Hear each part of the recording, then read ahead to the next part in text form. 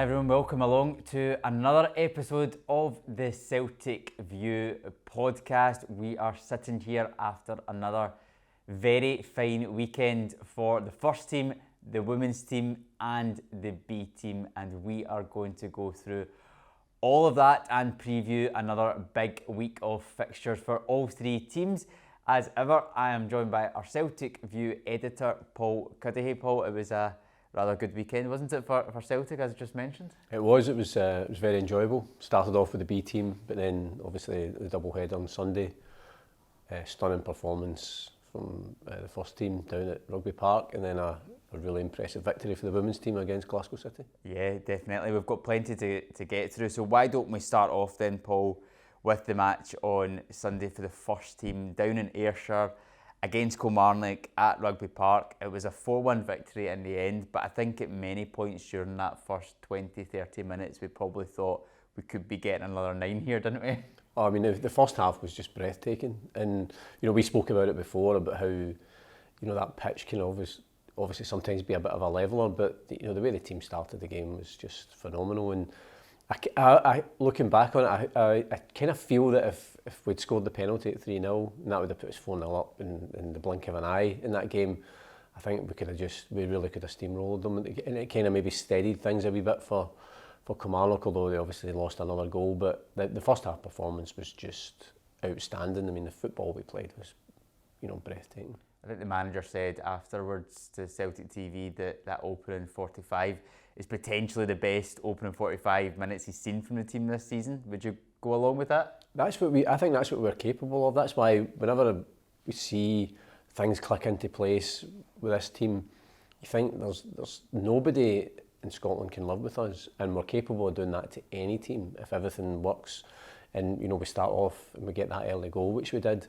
There's been a few really great performances this season from this team, and I think the good thing is, they'll not be allowed to rest on that. The manager will obviously have pointed out the second half, the game kind of petered out a wee bit, but the opening 45 minutes, whether you were at the game or watching it on Celtic TV or whatever, it was so enjoyable to watch.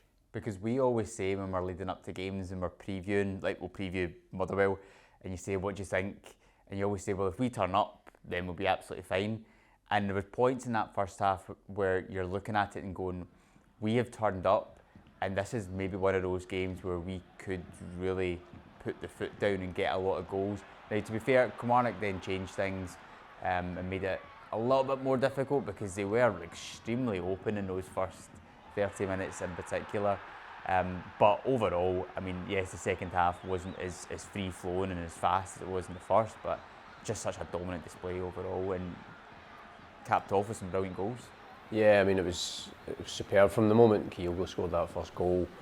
And Kilmarnock, I kind of felt, there was part of me kind of felt, they lined up as if they'd never seen Celtic playing before. It was quite strange, and it took Derek McInnes just after half an hour to make a couple of changes.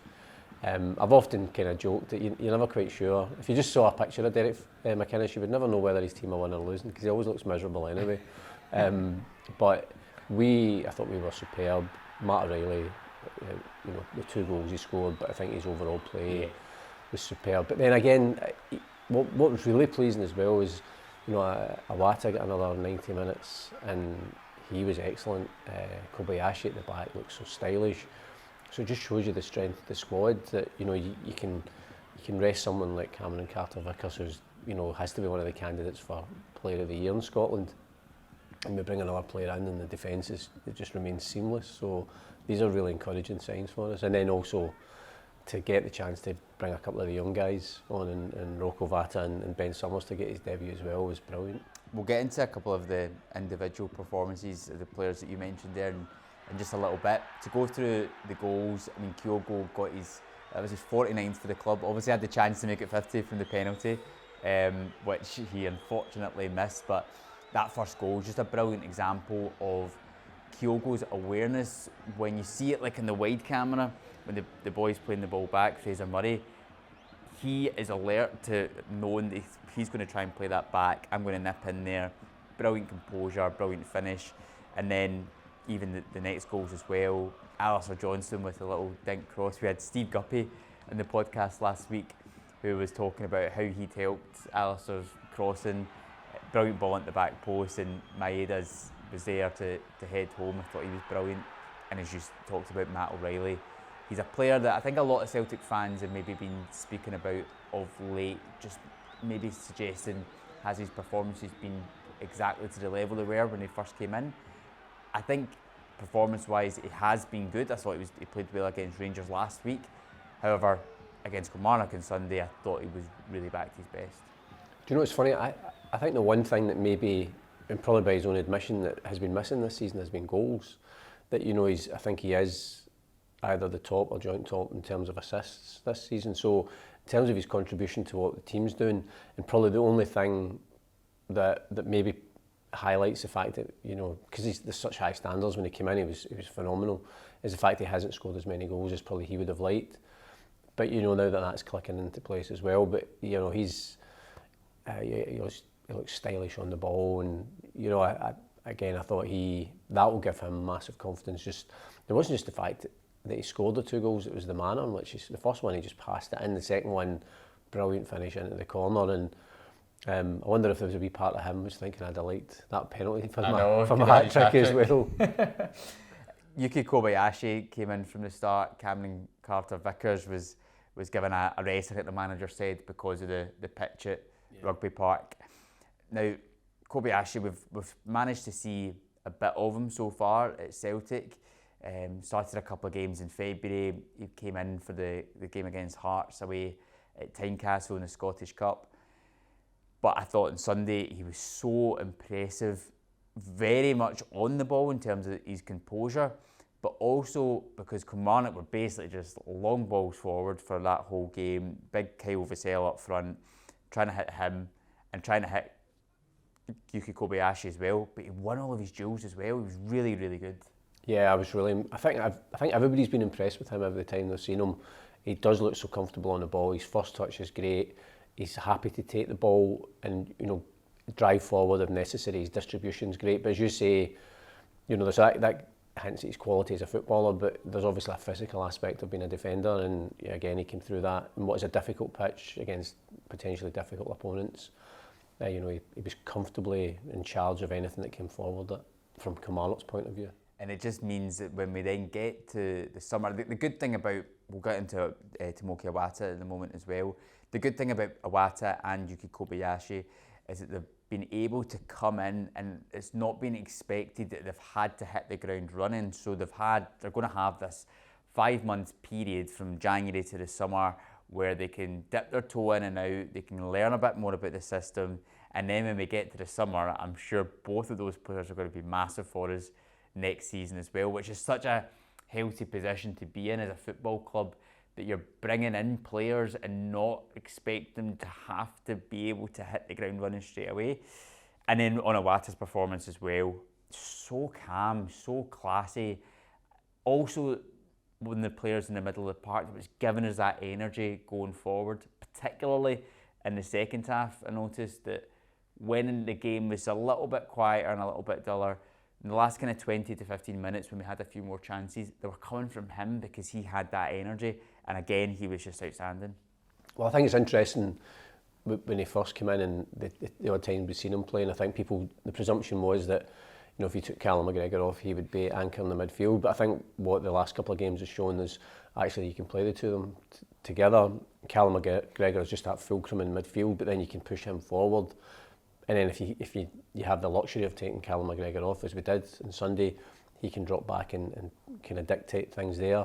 Yeah, I think he's a really exciting player. And I think the good thing, I think the manager said it before, is that bringing players like that in, the standard in training is so high because these guys are obviously, you know, they're making a legitimate case for being in the starting 11, but, you know, every day the training must be at such a high standard because of the quality and the fitness level of these guys, which I think pushes everybody's performances on. So then we come to a game and we're able to just blow teams away. I mean, we've signed Iwata, the Japanese Player of the Year. I mean, it's just so exciting, and you know that in the summer as well, we're probably going to look to strengthen again, and you're going to have guys like him and Kobayashi further down the line as well, who came on, was a bit of a handful, was unlucky. I was desperate for him to score with Jurgen Klinsmann being there as well. I didn't realise until after the game that Klinsmann was there, but I was so desperate for him to get a goal. And you mentioned earlier on, one other factor in the game was a couple of the B team boys getting on. Rocco Vata has played a couple of games before, coming on as a substitute, but that was the first time he got a real kind of run 20-minute period, and I thought he looked bright, putting a good ball for Rose chance. I mean, that would have been a great goal, and I think what was good about that, he's playing wide on the right, is he took off as soon as I can't remember if it was Johnson had the ball, took off, gave him the option, and then just ran onto the ball and swung that cross in, and it was a brilliant delivery, and always unlucky just not to get his foot right round it to steer it on target.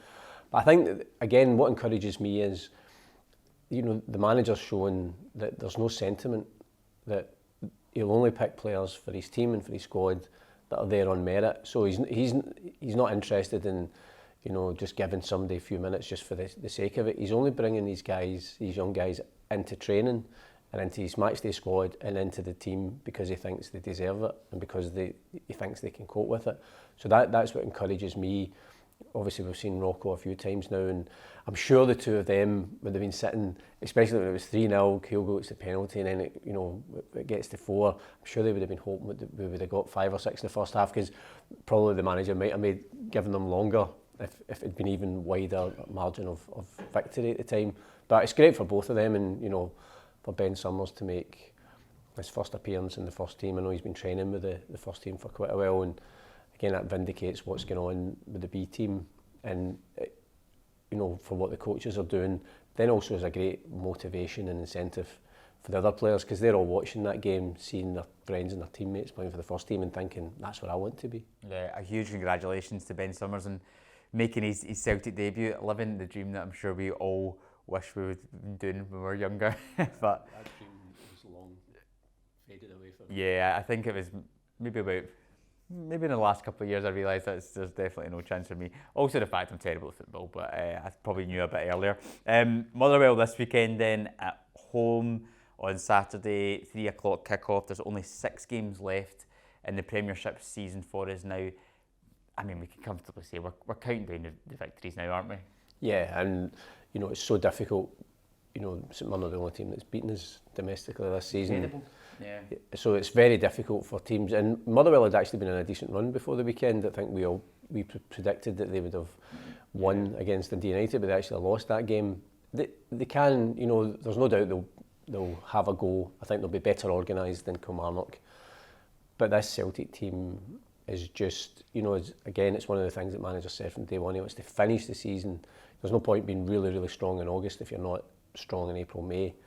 And we saw it last season that he just wants us to power through to win. We've obviously got a really big game after Motherwell, but before the split you want to set that up, go into the split 12 points ahead with only 5 games to go. So 102 goals we've scored this season. We've played in the league. In the league, in the league alone. What we've played now in 32 games, and we've won 30. We've got 91 points, only lost 1. So you think when the manager came in and the first 6 games, we lost 3 of them. So if you take that into account, that's really we've played 64 games since then and lost once. I mean, it's obscene, levels of consistency. Yeah, and it's not just the fact that we're winning them and winning them well. Yeah. The very fact that we've scored so many goals in the league alone without considering everything else shows you the kind of phenomenal standards, because there's certain ways you can win, and then you can, at the times you'd have to grind out the results. But this Celtic team is getting out, and we've said it before, that people are just loving watching the football that we're playing because it's so enjoyable to watch. You get so greedy now, because being at the game yesterday and then you go 4-0 up and you're like, oh, just one more before half time. But even if you got one more before half time, you would have said, I'll just give us another one as well.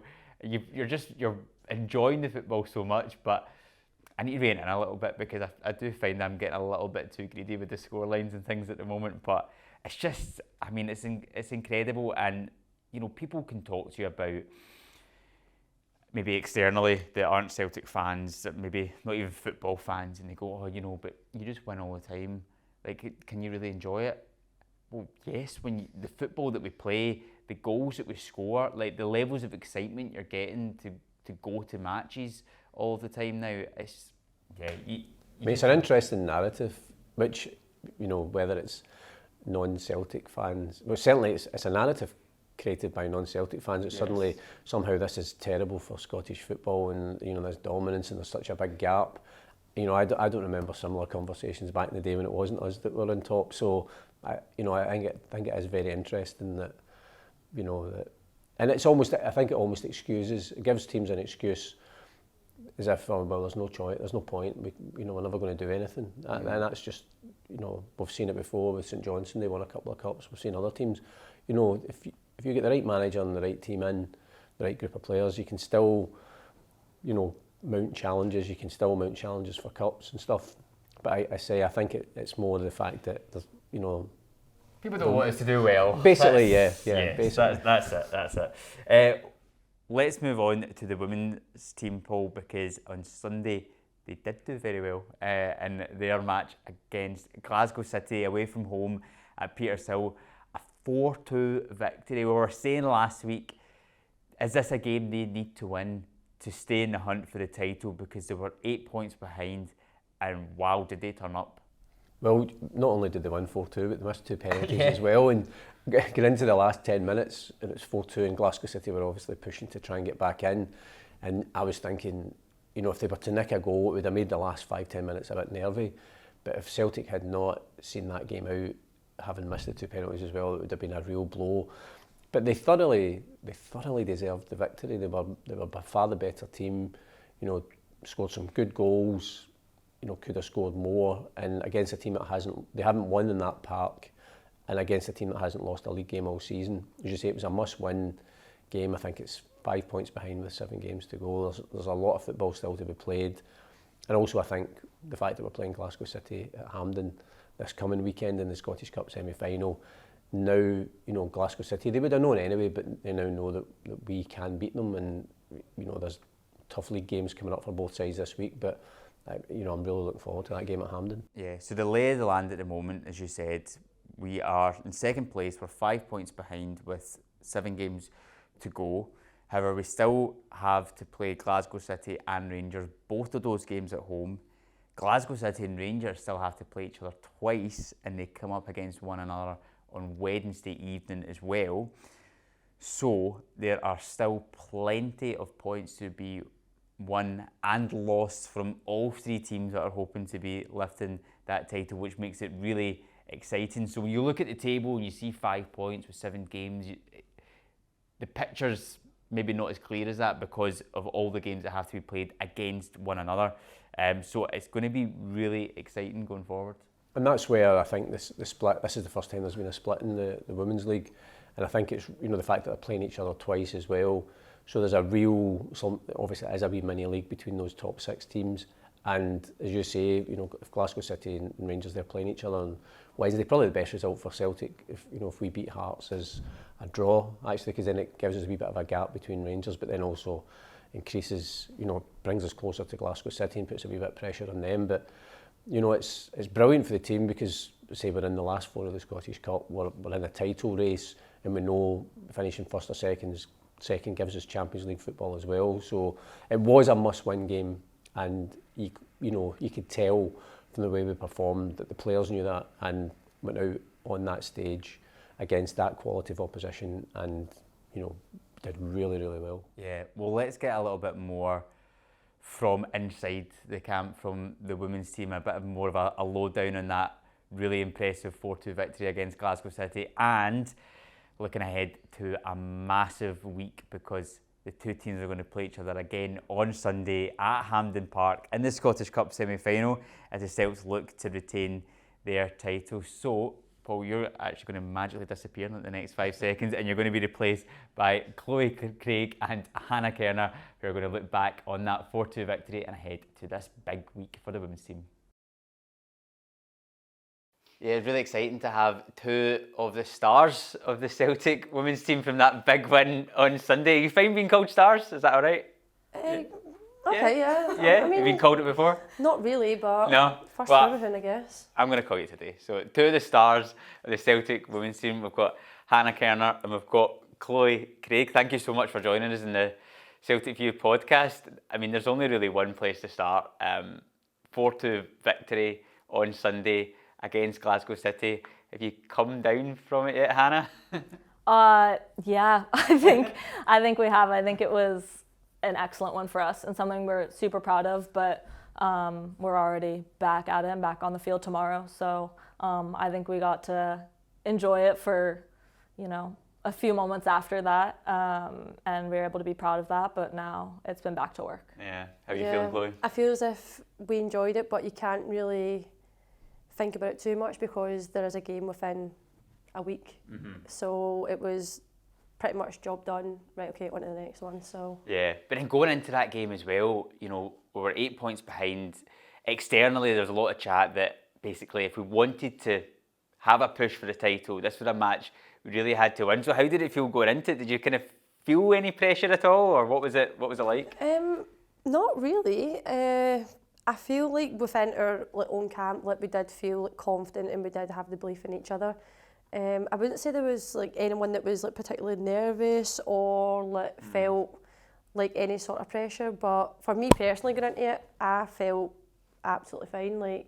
Maybe normally you would feel like that, oh God, this is a big deal, if we want to try and get for top spot, but no, I just took it like any other game really. Yeah, I think everyone maybe gets nervous in their own way. I always get a little bit nervous, but I don't think anyone was visibly anything. I think we prepared quite well for the game, so we were able to go in feeling that a bit of confidence from that at least. And this is all new to you, Yeah. Hannah, because you've been here long enough, Chloe, that you know about the games against Glasgow City and how big and how important they usually are in a season. But for yourself, this is just a new experience. So people like Chloe been telling you all about it to warn you? Yeah, I think I've gotten a taste of it so far. I haven't been here very long yet, but that was definitely, there was a lot standing on that game. I think going in and playing on their field as well, rather than at Airdrie that maybe we're a bit more comfortable with. So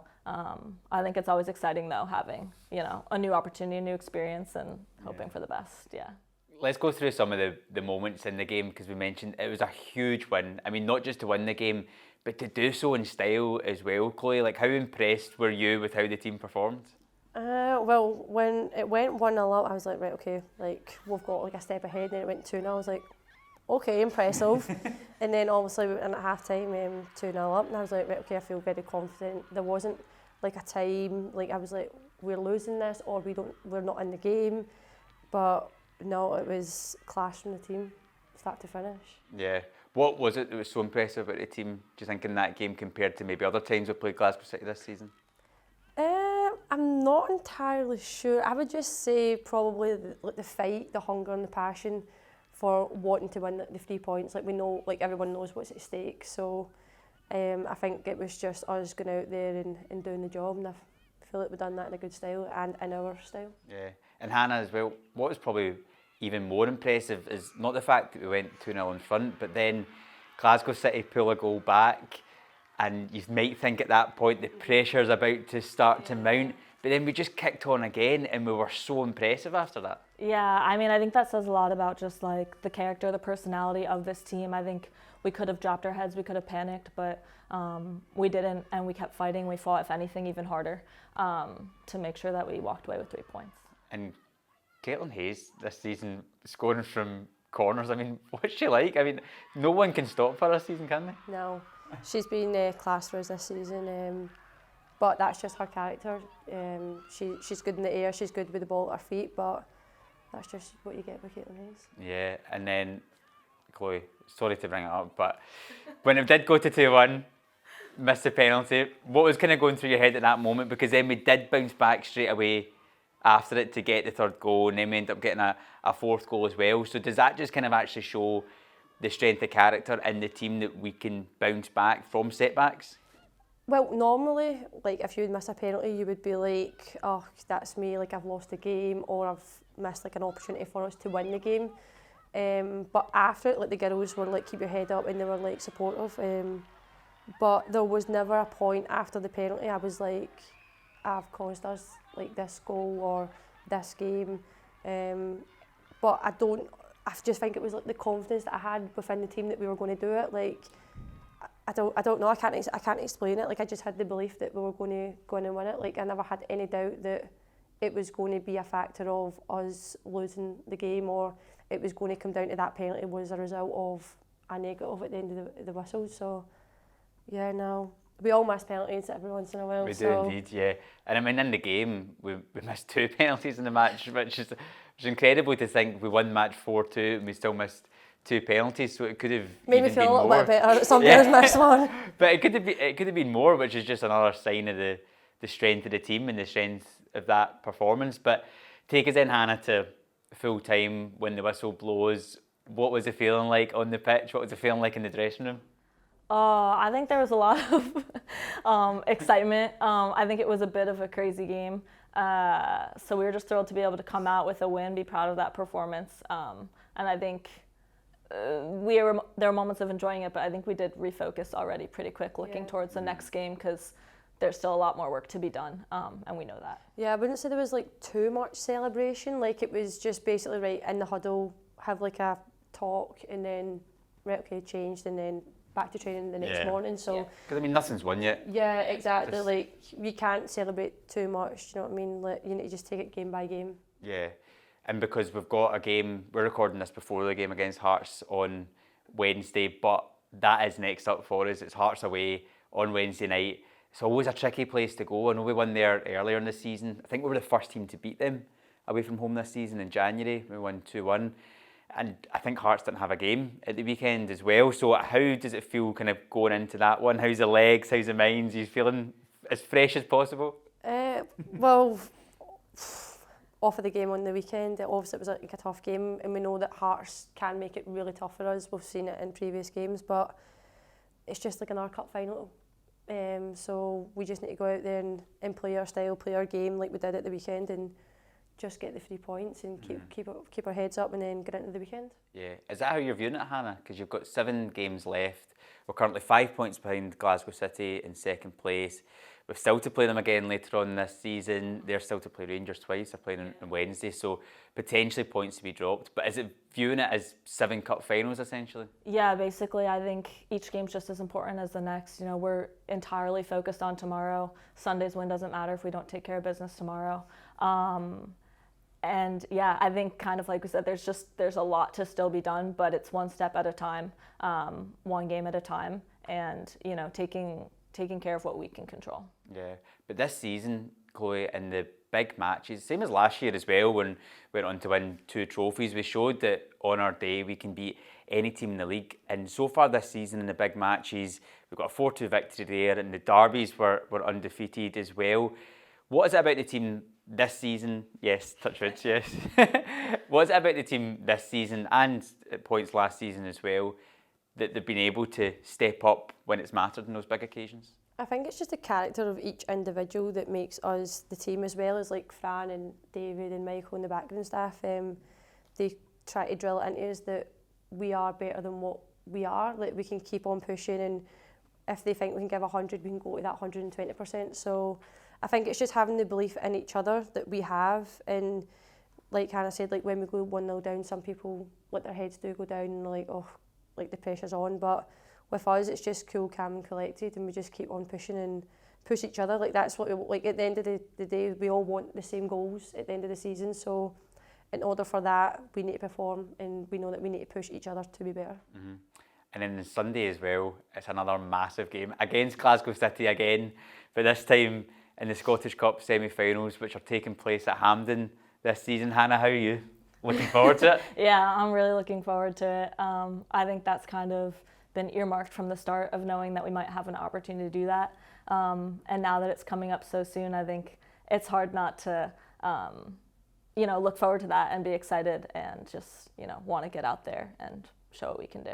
Is it strange, having just played Glasgow City, that you're going to play them again in such a big occasion? I think strange, but also like an awesome opportunity for us to show that wasn't a fluke. We can do it again. We know they're an excellent side. They're going to come out hungry and wanting to prove a point as well. And now within 7 days, we get to have another shot at it. So. Yeah. Hampden, is it going to be your first time playing there? First time, yeah. How are you looking forward to it then? Exciting, isn't it? No, it's like something that like the women's football is like pathing towards, like playing in the big stadiums and having the bigger audience. So we're just lucky that we have that opportunity to go out there and hopefully get ourselves into that final. Yeah, definitely. Do you think that's an important thing then, from your point of view, that the games are now getting played at Hampden for the semi-finals and the finals, for that exposure and for yourselves to get the chance to play in that big stage and hopefully get a big turnout as well? Of course, yeah, because it's like making history within the team, the club, and like women's football. Don't think we've ever played at Hampden before, No. And plus you're getting like the Sky Sports like coverages and stuff like that as well. So it's grown and it's getting bigger and it's going in the right direction, and that's all that we can ask for really. But we just need to keep on pushing on that path and getting it there, getting it to the right place. So what do we need to do there on Sunday to make sure we come away with a victory? Just do the same as Sunday before, Hannah? No, I think it's going to take a whole lot more than that. Even though I'd say we gave everything we could on Sunday, I think we're going to have to dig even deeper if we want to come out with a win and go on to the final. Like it's always going to be like a different game. Do you know what I mean? Like it's never going to be the same scoreline or the same team. There's always different challenges every single time you play a team. Like no matter who it is or like what league they're in, it's always going to be a challenge. So. And you're going to go from playing on such a small, tight pitch at Petershill to this massive park at Hampden. Have you mentally prepared yourself for that, and your legs? No. No. I don't think so. My legs are staying put. Yeah. But that completely changes the game though, doesn't it? Like, do you think it's something that's going to benefit us as our team, the way we want to play football? Hopefully, yeah. We do have the pace, and we have the people that can carry the ball for us on the park, so it's just... You find out when you're on the pitch. I know. Yeah. I'll be like 10 minutes and whoever's on, I'm like, sub. Exactly. But, I mean, getting that opportunity to play at Hampden, I mean, it must be such a big moment for yourselves as well, but also for your families as well. Hannah, I know your parents are flying over from the States for this one. Yeah. That must be exciting for you to know that your family are going to be there on such a big occasion. Yeah, no, definitely. I mean, I think being abroad and playing in a foreign country, you don't get all the in-person, support from family, friends that maybe you get used to when you're younger. So I can't wait for them to get here, for them to be here for a game like that, of that magnitude. So, yeah. Have you got any suggestions, Chloe, what she should take her parents out to do while in Glasgow? Any Yeah, delicacies? Maybe on the Sunday night when we get the win, but yeah. What would be your ideal, like 24 hours in Glasgow? Would you get them to eat straight to a chippy or something? No. I'm trying to think of like something that's like proper Scottish, like. Yeah. But a fish and chip, that would be a. Fish and chips. Would be. I don't think I've had any since I've been here. No, have you not? No. Oh, definitely. Oh, you need to have fish and chips, yeah. I'll add that to the list. That and a can of iron brew, that probably proper Scottish, that. And you get to do it after a game, hopefully after a victory. Hopefully in a good mood. And then straight to the chippy. Yeah, take all you could maybe start off with just an iron brew, then you could... Okay. All right, I'll note that all down. Stronger, Got it. And then on to the Mars bars and stuff after that. Although deep fried Mars bar. Yeah. Have you tried that? I actually have once before. Have you? I have, but it's one of those ones because it's something everyone always says. Oh, you're Scottish, but you tried a deep fried Mars bar. I've never tried and it. I've never seen it anywhere apart from in one place. And I was like, do you know what? I'm going to try it. And it was all right, actually. It was just like really warm and kind of gooey. No. Never tried it. But yeah, maybe start with fish and chips and then work your way. Yeah. Baby steps. What about yourself? Family going to be there on Sunday? Unfortunately, no. No. My family are in the Maldives, so. Oh, right, okay. Yeah. Better places to be then. Yeah. Whilst I'm playing at Hampden, the biggest stadium in Scotland, but They'll be sending you pictures of their pina coladas as you're getting ready to go. My Lucozade. But this is also, it's massive in general, but Chloe, it's big because it's our trophy, isn't it? We want to retain it again this season after winning the League Cup and Scottish Cup last year. Again, both those finals against Glasgow City as well. How much hunger is there in the team to go on and try and retain the trophy again? Well, last year, like you said, we got the 2 cups, and winning the first cup, the League Cup, that was a feeling that I could not describe, especially being the first cup that I've won since I've been at Celtic, first team. So for that feeling, to have that feeling again, I think it would be incredible.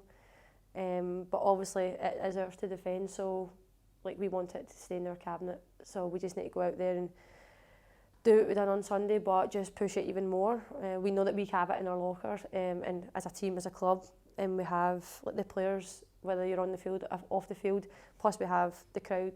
We have an amazing crowd that follow us everywhere. So we have everything there. We just need to go out there and do it. Yeah. Hannah, have you won any trophies so far in your career yet? Nothing of that magnitude. Okay. So this is a big one right now. Hopefully. Yeah. And hopefully we can get a big crowd on Sunday as well, because we saw that in the games last season, the game at Firhill, the League Cup final, and then the Scottish Cup final as well at Tynecastle, where the crowd was even bigger as well. And you see how much that motivates the team and kind of pushes you on. So I suppose the message just to everybody is get out on Sunday to Hampden. Along, yeah. Plus, Hampden is a big stadium, with it empty. Plus, it's got the running track and stuff like that. So I think the feeling of when you first get there, you go out for your warm up and you're like, okay, this is happening. Mm-hmm. And then when you start to hear people shouting and singing, you're like, right, okay, we need to do this. Head down, let's go. Yeah. I should be very exciting. Hopefully, we can get the result on Sunday.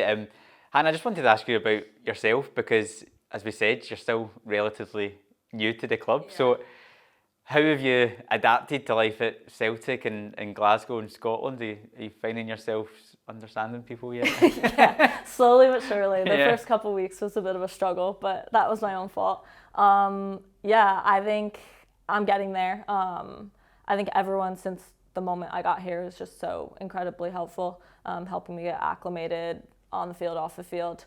So that makes the transition much smoother than it could be. I think I'm getting there. I'm almost there. But it's an interesting career you've had already, because you've been in quite a few countries, with Finland and Sweden as well. And France. France, okay. So, I know. Yeah, a little bit. Is that something you always wanted to do when you got into football, to have the opportunity to travel about and see new places? Yeah, I think so. I always wanted to play in Europe. So having the chance to come over here, be able to play, immerse myself in different cultures, different languages even at times, it was just an incredible opportunity and something I've been really grateful for and glad to be a part of. And now I'm here, so yeah. How does Paisley compare to France? It's a little bit different. Do we need to go? But the language is still easier for me to understand at times. Yeah. So that helps. Yeah. How do you find it, Chloe, from compared to when you started to now, and we've got such a mix of players from all different nationalities and all different cultures as well? Obviously a real change from the early days here at Celtic. What's it been like for you as well, kind of seeing that progress as a football club and getting a chance to kind of interact with lots of different people? Yeah, it's a bit surreal, because I remember it was my first camp, my first training session. It was just a normal, just Nike top, just with a Celtic badge bang in the middle. And I'm like, right, okay. And it was just black shorts and black socks. I was like, okay, that's a bit weird. But from that year, as it kept progressing and progressing and progressing, it's just been incredible, especially over the last few 2, 3, 4 years. You can see the surroundings that we're in, the studio, with the kit, and if you're saying with the players, you're like, sorry, you're from where? I was like, I'm just from 10 minutes down the road, and you've just flown into Glasgow to play for us. And yeah, and I'm like, wow, it is a massive step, but we just need to try to keep pushing ourselves as a team and as a club to enable us to get to the big places like the Champions League and playing against those top teams. You probably don't notice it as much because you're living in it every single day when all the changes are happening. But see, if you were to compare now to, what was it, 2009 or something when you joined, 2008, what would you say has been the biggest difference or the biggest eye-opener if you were to transport yourself back to then? I would maybe probably say the facilities, as in like what we're allowed access to. Like beforehand, we'd probably never get a breakfast, lunch. We would never do like stuff like this. So I think for us then to put ourselves out there, these are incredible. But like I've said, we just need to keep on pushing and. Hopefully keep improving, keep winning things as well. Hana, what's the differences then between, you've obviously had a lot of experiences in America, a lot of places in Europe as well. How do you see things growing from a women's football perspective across the continent, and is there any differences here in Glasgow compared to other places? Yeah, I think it varies so much throughout, especially because time has passed while I've been playing as well. But I think here, like, there's just an intensity, a competitiveness, a like love for the game and playing that you can see. And I mean, the club speaks for itself with the environment that's just created here every day. So I think that, like, you can feel it's pretty special to be a part of here. Mm-hmm. And who's been helping you settle in then? Has there been anyone in particular that's? No, of course. That's what I was hoping for. My bad. I know. Have you had a chance then? Because maybe 3 months now since you've been here, January time. Yeah. Have you had a chance to go out and explore much and see much of Scotland, or? A little bit more of Glasgow than like Scotland as a whole. Yeah, not a ton, but I do keep in due time. I know. You have helped. Yeah. I'll walk. Yeah. Okay. Where are you taking? Where are you going? I'm going to say like Conic Hill or Ben Ann. Conic Hill's a good starter. It's a good starter. Good starter, yeah. Ben Ann's got an amazing view on a nice day. It does, yeah. You'll be a roll bagger soon. You'll be ticking them off during Every the summer. day off, we'll be like hiking boots, bag. Oh yeah. Okay, great. Yeah, that's all to enjoy in the summer once we've hopefully got some trophies to look forward to. So to finish off on, I gave you a little bit of a pre-warning when we were sitting here. We're going to finish on a 60-second quiz. Okay. Going to each go up against each other. As long as you beat Amy Gallagher's score of 4 when we done it in our podcast live. Is it the same questions? No, different questions. So there'll be about some about you, maybe some about the person you're sitting next to, some about your teammates. Okay. Well, we know how many goals Amy scored if that question's in there. But that was only against Hibs. That was only against Hibs, it was. But Maybe there's not going to be any other questions about that, you don't know. Yeah. So first, I've got Hannah's questions here first. You find me going first? Is that okay with you? I have to do all of them at once. It's not like switching 60 off. seconds. Oh no. On the clock. Oh, no, I'm nervous. How you feeling? Okay. I'm gonna start sweating. So I've only got 15, I think. So don't go over that. 15? Basically. Yeah. What is that? 4 seconds a question. That's not gonna happen. No one's went over 15 Okay, yet, so okay. That's my... If I don't know, should I say skip? You can say skip, you can pass. Okay. You can pass. Pass it on. No, just say pass and we'll move on. I was ready. I was getting steal, You've got 60 seconds to relax, see how she gets on. Okay. Oh man. All right. Okay, you ready? I'm going to set the clock here. Okay. Maybe you can help me count if the answer she gets right, because sometimes I'll end up losing count. No. There's gonna be some cheating involved. I'll try and keep a count as I'm going. Okay. Right, you ready? Yeah. Right, 3, 2, 1. You made your debut against which team? Aberdeen. Yes. What was the score in that game? 3-0. It was. Can you name one of the goal scorers? Nats. Yes. How many countries have you played football in, including here at Celtic?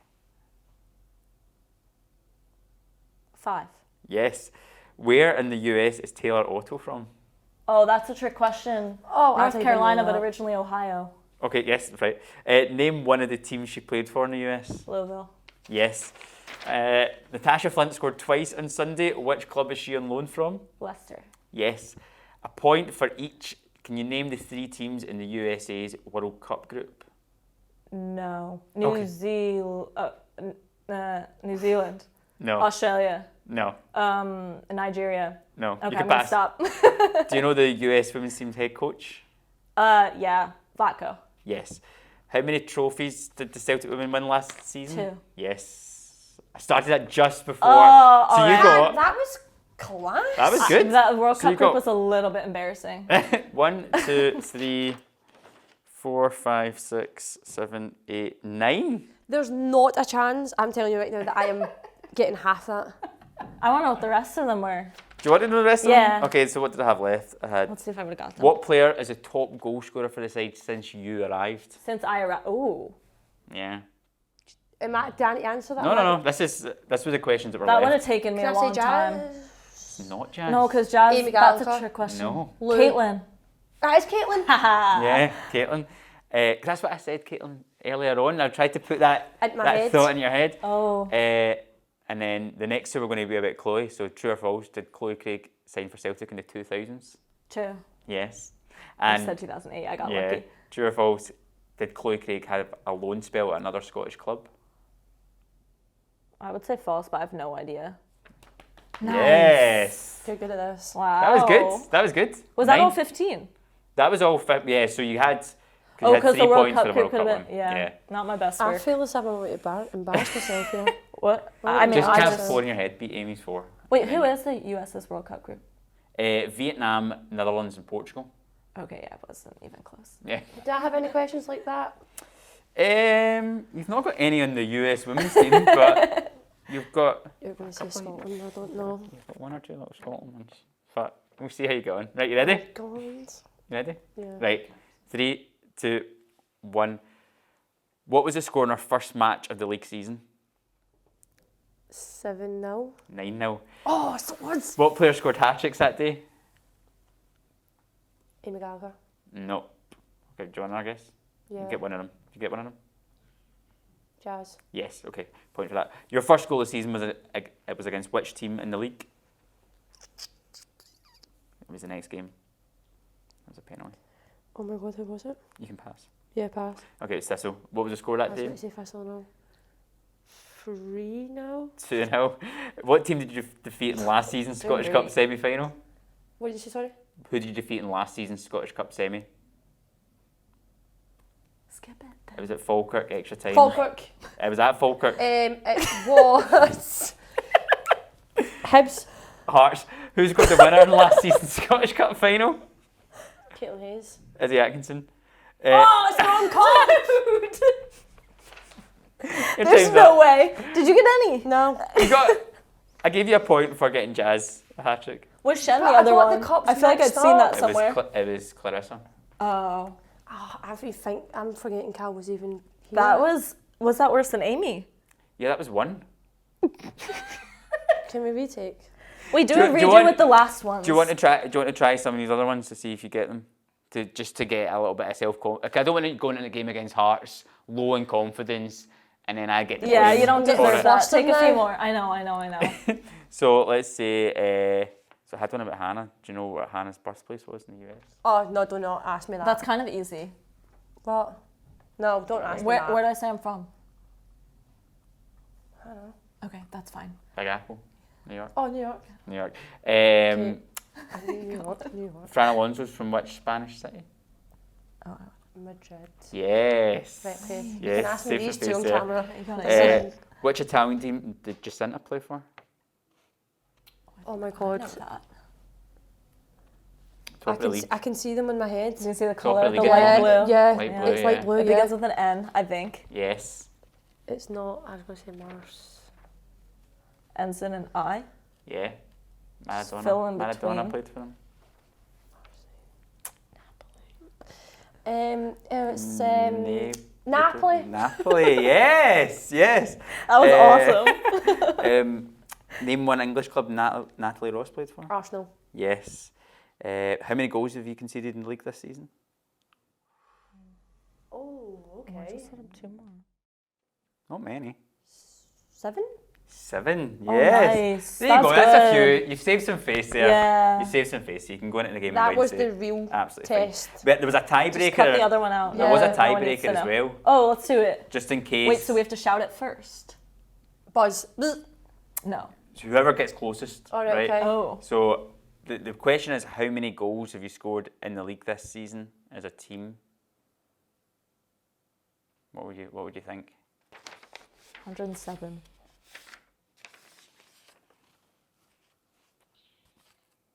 You get 10 points if you get this right, by the way. It's Just decided. I think you might get it right because I just put in the Is a it, do cup you think game. it's less or more than 107? I think it's more than 107 because Nats hit her 100th. In I the know, league. that wasn't that In the long league. In the ago. league this season. In the league alone, no cups. But then But then I was thinking of the about it, Hearts game where he scored 5, but that was a cup game. When did Nats score that 100th goal? That seems like a hint. When was that though? It Who was that against? Wasn't that? I can't remember. It wasn't that long ago though. But Oh, I remember. That was Hamilton. at Hamilton. And It then we was Hamilton. played it was that in all City. competitions. And then Hearts. Am I You missing say it's the someone? closest. Closest, yeah. I'm going to say 108. I feel like that's probably right.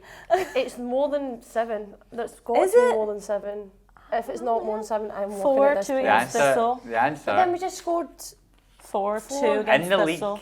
Now, I've That's 6. I've not got all competitions here, but in the league, the answer's 97. 97? In the What? league, Oh, so it was 100 in the year. all competitions. Oh, I wouldn't have gotten that. Actually, yeah, I would That's what I have. kept saying Because in the our league, goal in the difference league. is like 90 or something. Yeah, conceded 7 goals and yeah, scored yeah, 97. yeah. Oh well, get 3 more We're against trying to Hearts. calculate the math. then Like we'll- I was- 108, 107. Shut up. Well, thanks very much anyway for coming on. Thanks Not for playing our in the quiz. best work. Some work to do for the next time when we're back in here. But Well, you we saved could a have bit of gotten a face there. heads up to study. Yeah. Yeah. I mean, I think I done good for my second part of the quiz. You did. That was the You real did. part of the quiz, I would say. Yeah. Like, but you can take your first quiz, like your first I part will. of that. Yeah, thank If you. you both leave happy, that's the main thing. yeah, Yeah. exactly. You both go into. You both leave with confidence going into the game on Wednesday and you get 3 points. Yeah. And if we Perfect. win, then I'm going to say I can take a little bit of credit for it because I gave you a little bit of a confidence Yeah. boost going into it. Gonna Not do that you it. need one. Who scored? How many we scored tomorrow? Yeah. Who played? If who anyone went off asks at us what questions time? on the field, we're Yeah. set. Yeah. Yeah. Well, I'm going to quiz you tomorrow. Please do. Thank you. all the best against Hearts on Wednesday, and then all the best on Hampden on Sunday against Glasgow City. Fingers crossed, 2 victories, 2 big results, and then hopefully a cup final to look forward to at the end of the year. But thank you very much for joining us in the Celtic View Podcast. Thanks Cool. for having us. Thanks for having No, us. you're very welcome, and all the best for the rest of the season. Thank you. Sounds good. And you are back, Paul. Magically. the wonder of modern technology. You are indeed. Missed you there for all that time. So that's the women's team covered off. On Saturday, Paul, the B team had their final match in the Lowland League campaign this season, and they won 2-1 at home against East Stirlingshire. It was Corey Thompson who put the hoops in front. East Stirlingshire levelled, and then Daniel Cummins got the winner. It was a brilliant goal, the winning goal as well. So for the B team, that's it basically. They've not got any more football. They're going to have a couple of friendly matches.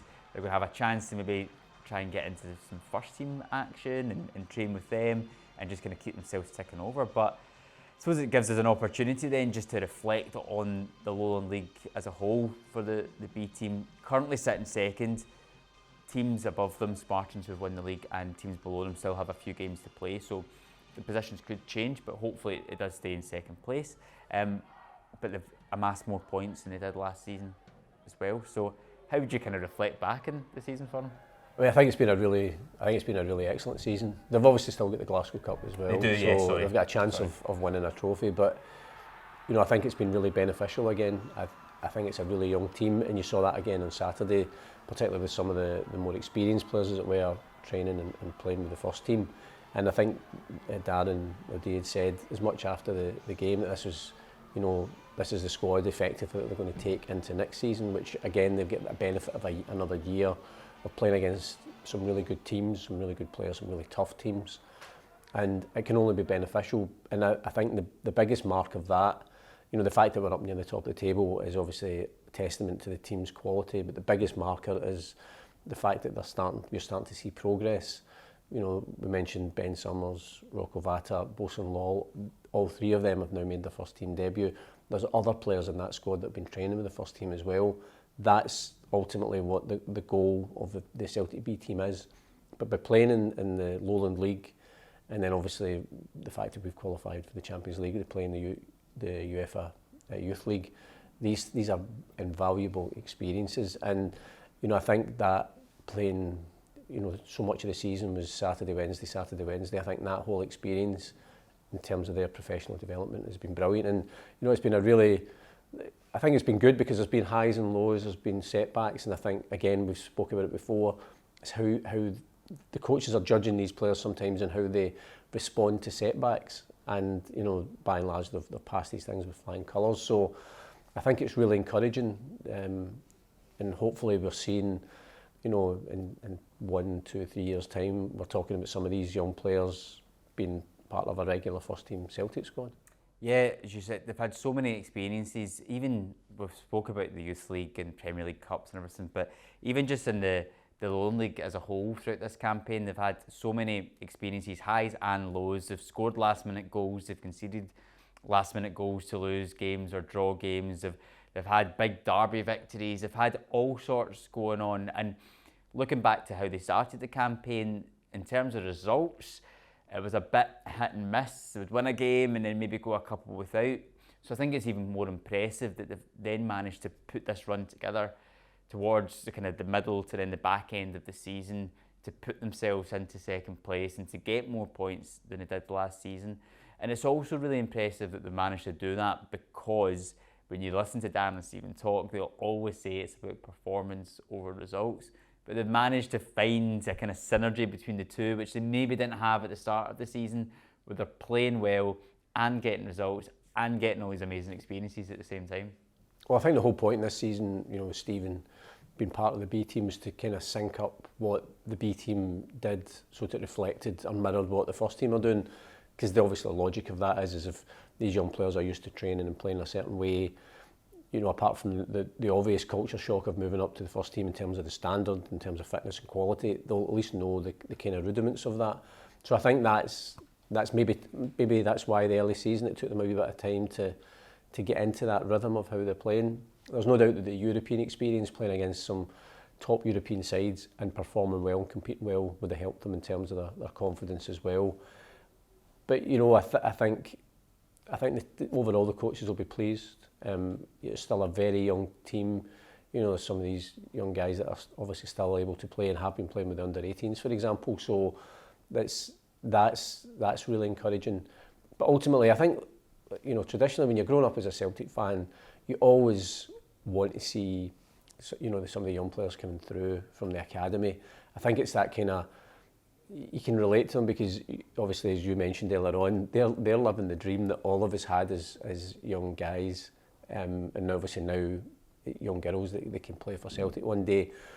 And most of us weren't blessed with that talent to be able to do that. But so you always related to the players that that if they weren't playing, they'd be standing or sitting beside you in the stands. So there's always that. Celtic's always had that element, and we see it just now in the first team with Callum McGregor, James Forrest, Anthony Ralston, etc. So it's good to see the next generation starting to knock on the door. And I mentioned earlier on, as I say, that those players, what encourages me is, I say, the manager, there's no sentiment. He's not going to play just a young player just to give him a chance because he's been hanging about the first team. These guys are only training with the first team because they're capable, and they're only in that squad or getting minutes on the part of the first team because they're capable, because that's just the way it has to be at Celtic. So that really encourages me. Yeah. At the same time, hopefully we do get the league wrapped up in the next couple of games, and then you can hopefully try and see a few more players getting some minutes. But as you mentioned, they're only going to get there because of what they can do in the park, and if they're going to benefit the team and help us get the 3 points, which is probably a better position to be in as a young player, where you know that if you're getting minutes, you've earned those minutes, and the manager has trusted you to play in those matches. And instead of just like the end of the season and 10 players all start getting handed out minutes, like Betty Votes handed out Scotland caps, so hopefully it'll be good though to see a couple of them get a little bit more time. But it's all very exciting, and as you mentioned, Glasgow Cup as well to look forward to, so hopefully you can get a little bit of silverware as well to end the season on. At the moment, as things stand, Paul, in terms of our predictions, you're the person that's going to be leaving with the silverware at the end of this season. I hope there is a trophy. Nah, I don't want to see, because I would sit at your desk and I'd have to look at it every single day. So, as a person who's putting the predictions together, then I'm deciding against that. Although in saying that, last week we both got 7 points. You got the Brighton result right against Chelsea 2-1. I went 3-1 for that. But I got the Hibs result right against Hearts. But overall, apart from those correct scores, we didn't actually have the best of weeks because we got a few wrong. So we've got another 7 to go through this week. Again, we're still looking for a fan for this week's predictions, so do get in touch if you want to take us on this week. So let's start off. We're recording this before Wednesday's matches, so let's go through a couple of those ones in the Women's League, starting off with the Celtic Women going away to Hearts, which is always a tricky place to go to away from home, and also Hearts going to this one having not played at the weekend as well, so maybe a tricky one. Yeah, we were the first team to beat them at the Oriole this season. I'm going to go for a Celtic win, obviously. I think just in the back of that performance and result against Glasgow City, and it's, you obviously don't want to do that against the league leaders and then slip up. So I'm going to go 3-1 for Celtic. 3-1. I am going to go. I think I'll go 2-1 in that one. Let's do the Glasgow City Rangers game as well, because that's really, I didn't put it down here, but I think that's really exciting. And obviously a game that we will be looking at if we get our result on Wednesday and get the 3 points. We'll be looking at that one to see. Do you know, it's funny. I'm going to go for a draw because obviously, if Glasgow City win, then that keeps that 5 points. But in your heart of hearts, you never want to see. Yeah. I'm never going to hope that Rangers beat anybody. So I'm going to go 2 each. Actually, I think there's not a lot to choose between the top 3 teams, to be fair. And I think the victory at the weekend has also given Rangers a wee glimmer of hope. They're 6 points behind, so I think it's a tough one for Glasgow City to bounce back. So 2 each. My copping out by saying a draw as well. No, that's fine. I can't see Glasgow City losing. I think they might. I don't know. I think they might draw. Or I'll go a Glasgow City win. I'll go 2-1 Glasgow City. I don't think they'll lose the game. But you might be right, it might be a draw. It's going to end up being 2 each, and you'll get the 3 points for that. To the Scottish Premiership, and on Saturday morning, I think it is, it's on telly, it's Hearts against Ross County. It's on TV. Yeah. Thank goodness for remote controls and lots of other channels. I know. I watched some of the Edinburgh derby. It was dreadful, and Hearts were really, they were a shadow. Earlier in the season they actually were playing quite well.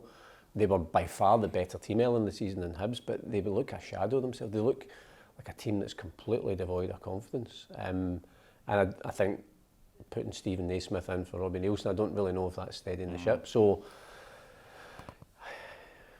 I'm going to go for Ross County to win that 1-0. Okay. All form would suggest that Hearts aren't going to win, but surely they've got to win a game at some point. Was it 6 in a row? 7 in a row? Something like that? Yeah, it's 5 or 6, I think. Yeah. So I'm going to go Hearts 1-0 for that one, but yeah, it's a contest that's on the telly. Because even the weekend there, it had Friday night Ross County Aberdeen, and then Saturday the Edinburgh derby. You're thinking, if you're watching that out with of Scotland, both of those games, both 1-0s, and you're just like, it's not really doing much to push up the Scottish game. Although it's good to see that at least they are on telly. But yeah, I might avoid that one as well. As I said last week with the Edinburgh derby, and I'm glad that I did. Our game then, Celtic Motherwell on Saturday. I will go for 5-0 for Celtic. Okay, I'm going to go for 3-0 on that one. Don't really know what Motherwell's going to turn up. They're going to be very defensive, particularly with it being here. I think they're just going to put everybody behind the ball. 2-1 earlier in the season, wasn't it, here? Yeah, but I think the problem is we're now we can see that finishing line in sight. I think we'll steamroller them. It's kind of got parallels of, I think it was the same time last season, the last game before the split. We played St Johnstone at home and won 7-0, and it was that exact same kind of situation where you're looking at the team, you've got a home game, you're just thinking they're counting down the games and they're just going to come out and just steamroller a team. So yeah, I'd probably actually lean more towards towards your result than mine, but I'll say it's 3-0 anyway. 3 more games, a couple from England. On Sunday, Newcastle against Tottenham. That's quite an interesting one. I think Newcastle will win. I think Tottenham are all over the place at the moment. They're kind of, there's just something not quite right there. So I think Newcastle will want to bounce back after they lost at the weekend. So I'm going to go 3-1 to Newcastle. Harry Kane will fall in the box and get a penalty, as he does. But the wee gust of wind blows him down. But 3-1 Newcastle. St James's Park will be rocking for that one, because Newcastle know if they beat Tottenham, I know there's still maybe like 7 games or 6 games left after that, but if they beat Tottenham, that pretty much rules Tottenham out. And then the only challenge you're really getting is maybe like a Brighton or something for the Champions League spots, which could happen. But yeah, I'll go 2-0 Newcastle. And talking about Brighton, they're in the FA Cup semi-finals against Man U on Sunday, and I think Brighton might do it. I think they might get a 2-1 victory in that. Right, I was going to say that. I'll let you predict first. Right, okay. Because I think Manchester United obviously have got some injuries, but he's a really good coach actually, and he makes, even if the team aren't, in terms of attacking wise, he makes them very difficult to beat. But at the moment, Brighton, I'd love to see them in the final. I think they deserve it, because I think the football they play is superb. But I'm actually going to go for Manchester United to win that one 2-1, because there's just something about him and the way he lines his team up. I think he's just one of these guys that he makes them very difficult to beat, and it kind of reminds me a bit of the League Cup final when they played Newcastle, and there's maybe a lot of hype about them, but Manchester United navigated it well. Yeah. The only thing we don't know is they were playing Thursday night. And I think that's going to be really challenging for Man U. 2 each away to Sevilla. That's going to be absolutely rocking there. And the Europa League is Sevilla's competition, so they're going to be desperate to win that match. So who knows? But I'd love to see Brighton get in, just for the whole, because they're such a brilliant team to watch. And then finally is Celtic Women against Glasgow City on Sunday, Scottish Cup semi-finals at Hampden Park. Big stage, big occasion, and Celtic victory. Of course. Yes. 2-1 after extra time, last minute of extra time. We think it's going to penalties. We get a corner and Caitlin Hayes scores the winner. You said that last week, didn't you? Well, she did score from a corner. Yeah, I know. You maybe could get a point for that, actually. I'm going to go for 3-2, the same as the cup final last year. More goals again, as we saw on Sunday as well. But yeah, it's going to be really exciting. I just hope there's a big crowd as well. I know, I hope so. It's a brilliant occasion for them, and for the games to be put on at Hampden, I think it's brilliant. So hopefully they get the victory there, and then have a final to look forward to. But yeah, thanks very much for joining us again this week, and thank you very much for listening. I hope you enjoyed this week's Celtic View podcast. Make sure you like and subscribe to the podcast on all of your usual channels, and at the Celtic View on Twitter. And do join us again next week, where we're going to have all the build-up to the first team's semi-final at Hampden Park in the Glasgow derby. So do join us for that. But in the meantime, enjoy the rest of your week, enjoy the rest of your Celtic action, and we'll see you again next week. Hail, hail.